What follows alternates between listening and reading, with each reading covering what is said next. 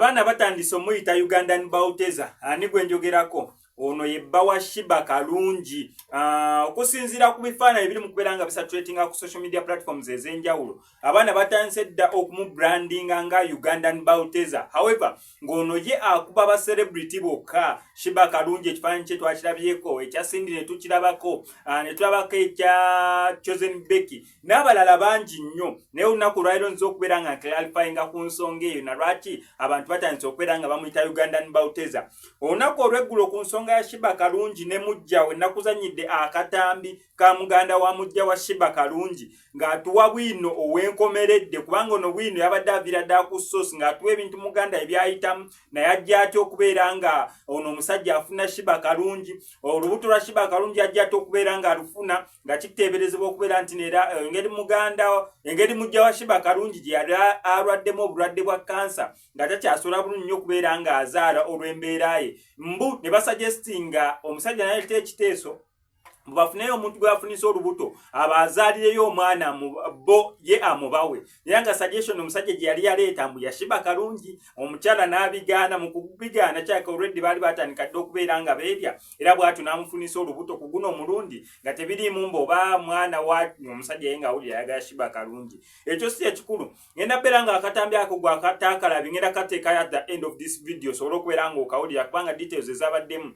nungi nnyo okubeera nga gwe wena following story eno ya Shiba Kalungi ne mujja obeera nga obifuna. However nze kubeera nga clarifyinga ku nsonga y'okubeera nga omusajja ono batandise okubeera nga bamuyita Bauteza, Ugandan Bauteza, mbu oli Bauteza w'abakyala ebina, ono yali kumpi kubeera nga amusukako kubanga ye akuba gy'aba celebrity. Bambi siwe kiri lwaki omusajja ono alina ebifaananyi nga yabeerakoko ne Cinderella Ssanyu? Lwaki ebifaananyi byonna omusajja ng'ali ne actually oba ne Juliana namulabyeko then nendabako Chosen Becky? Bifaananyi bingi ngenda beera mbiteekawo awo nga bisatulatinga mpola mpola. Na lwaki ebifaananyi ebyo weebiri ku social media nerabirwaninga ebya naddala ng'ali ne ba celebrities ab'enjawulo? Omusajja ono okusinziira nti neera ka video kaleeke ngenda okukuzanyira at the end ka audio okawulire. Omusajja ono yagobeddwa mu nnyumba okusinziira ku ebyo ebyavudde n'okufunisa Shiba Kalungi olubuto byamugobesezza mu nnyumba UK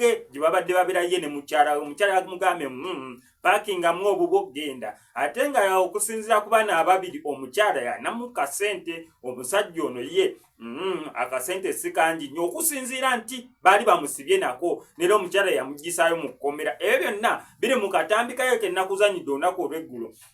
Naye ate ekirungi ekiriwo nti ono omusajja Muisiraamu okusinziira Jaffa Ali Sulaiman.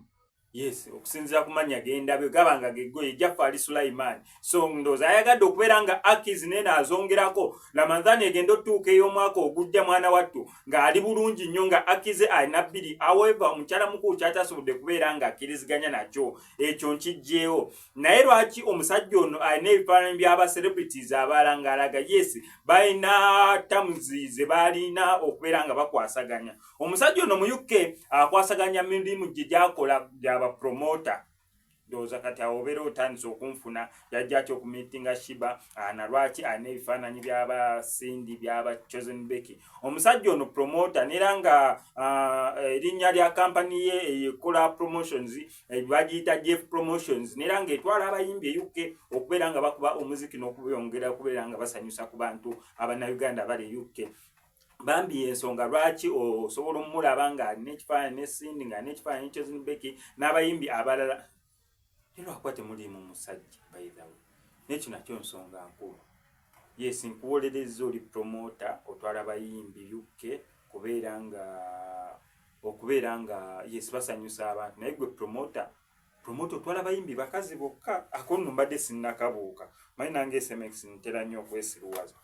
Kati kyekimbuusizze lwaki ebifaananyi ndaba by'abakazi bokka ng'alina abasajja ebifaananyi sinnalabayo wadde n'akabiibibi. Sinna kifaananyi kinalabyeyo wadde ekibiibibi, naye ng'alina abakyala bifaananyi bingi nnyo abakyala abakazi. That means company ye emphasis atagiteeka nnyo ku bakyala. Abasajja ba Grenade Official temumukolera, mwe ba Eddie Kenzo temumukolera, abasigadde mu nzobya nga temumukolera, naye abakyala bamukolera naddala wabeera agenda bawa emirimu gy'okubeera nga abatwale UK bakuba omuziki. Bambi ensonga lwaki omulaba ebifaananyi mu biranga bingi abantu batuuka n'okumuyita Ugandan Bauteza n'ebisigadde ng'ebyo simanyi oba bano abakyala abayisaamu eggaali nga we yayisa mu Shiba ekyo kyo sikimanyi naye kyensobodde okwera nga ntegerako Jeff Promotions oyo omukulu oyo yagikulira nera ng'etwala abayimbi ab'enjawulo okubeera nga yes omuziki bagukubira e UK kati gwatawulidde ka audio akakambwe ak'olunaku olw'eggulo kankakuteereko ogenda wujja kibayita ensasajje ka audio keeka naye nga sinabeera nga nkakuteerako kankusaba mbe subscribing nga nkozesa Max Media tujja kubeera nga missing updates naddala nga zo still nawe na business yonna gye wandyagadde okubeera nga tukwasaganya wano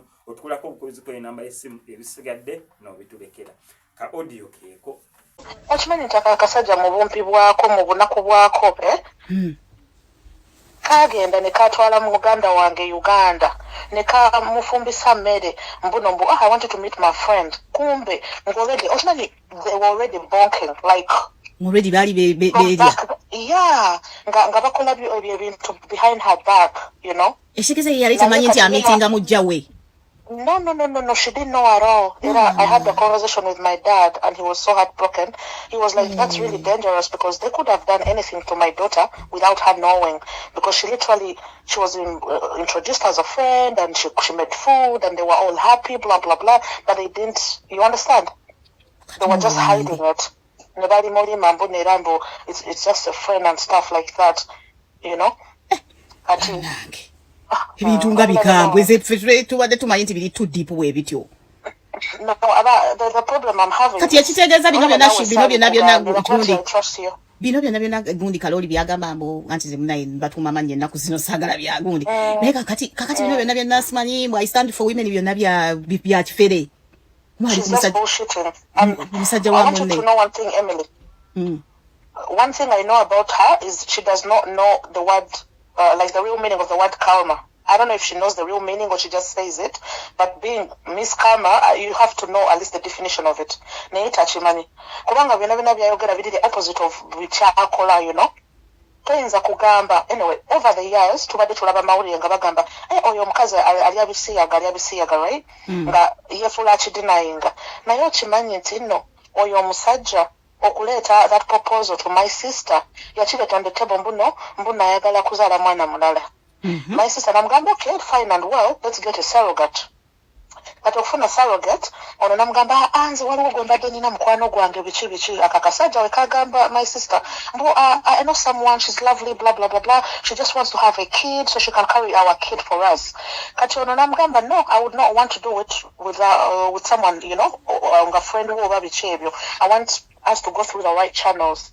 Oshtegera akasajja ne kasoka ne kabigana kumbe already endoza bo bali bakola byabo of course. I think they started bonking like 3 Oshtegera. Like he's handling it so wrong because it's too bigger. It's too big for him. It's bigger than he thought. Well, he's not handling. Can have a kid and that's it. He's not handling that kakati ye gundi Kaloli naye ayagala gundi okumanya okay. Naye alabi yatomedde mazima.